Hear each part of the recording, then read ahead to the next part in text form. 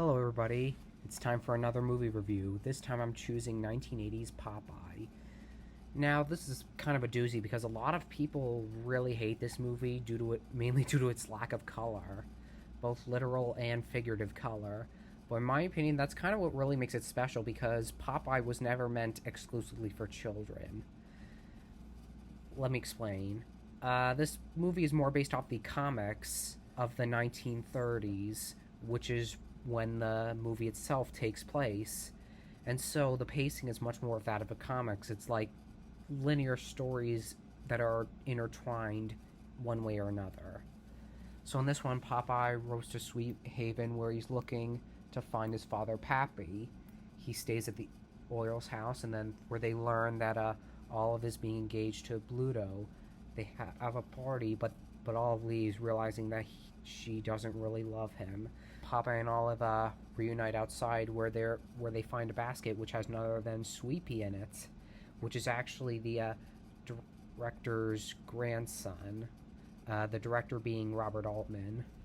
Anyway, Bluto finds out that Olive ditched him and thus beats the shit out of Popeye.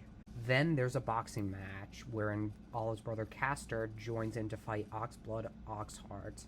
However, he's quickly eliminated from the fight, but Popeye immediately steps in to take his place and knocks the guy down easily. Then things get a little bit weird when they discover that Sweet Pea is psychic, meaning he can predict the future, which was originally given to the Jeep, but I guess they couldn't afford a creature like that. And then Wimpy exploits Sweet Pea's psychic power by taking him to one of those horse racing mechanical thingies. And that's when we get the Popeye song, I Am What I Am. Very classic. Oh yeah, the thing is, this movie is actually a musical, and some of the songs are like really good. They're not like those Broadway hits, let alone off-Broadway hits. It's a very unique kind of musical. The setting moves along as the song plays, kind of, but then there's more exposition to it because there's more talking and all that. But anyway, Bluto tricks Wimpy into giving him Sweet Pea, and we learn that Bluto actually has Popeye's father, Pappy. Popeye finds out about this and rushes to reunite with his father. However, he's really reluctant towards him for one specific reason: his hatred for spinach. You heard me correctly, his hatred for spinach. Pappy knows that would be the one thing that signifies their family, but of course Popeye refuses. However, things take a turn for the worse when Bluto ends up kidnapping Olive Oil to look for the big treasure that Pappy muttered. Then the rest of the movie, the chase is on for Olive and Sweet Pea. Popeye tries to get him, but Pappy is more interested in the treasure. And so chaos ensues. They go into a fight. An octopus breaks loose and ends up abducting Olive. Popeye is then forced by Pappy to eat the spinach, where he knocks Bluto out in one punch and then saves the day, and they sing the theme song. Yay.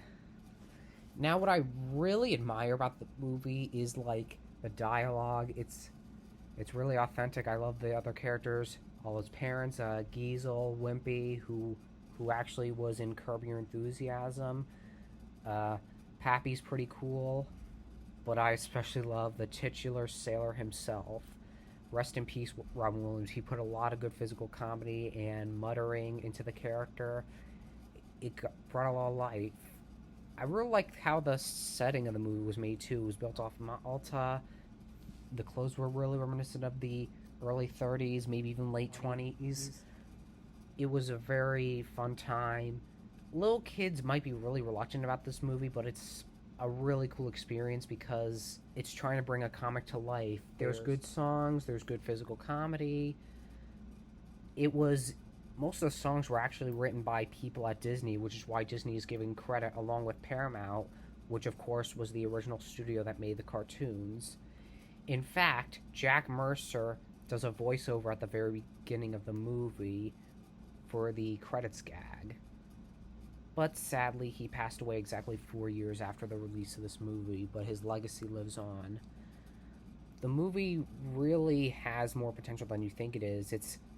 It's not necessarily a movie directly for kids, but they really should be experiencing a movie like this because it has a lot of wonder that you wouldn't expect from such a colorless movie. I do appreciate the characters, the songs are well written. There's just a lot to like about this movie if you give it a chance.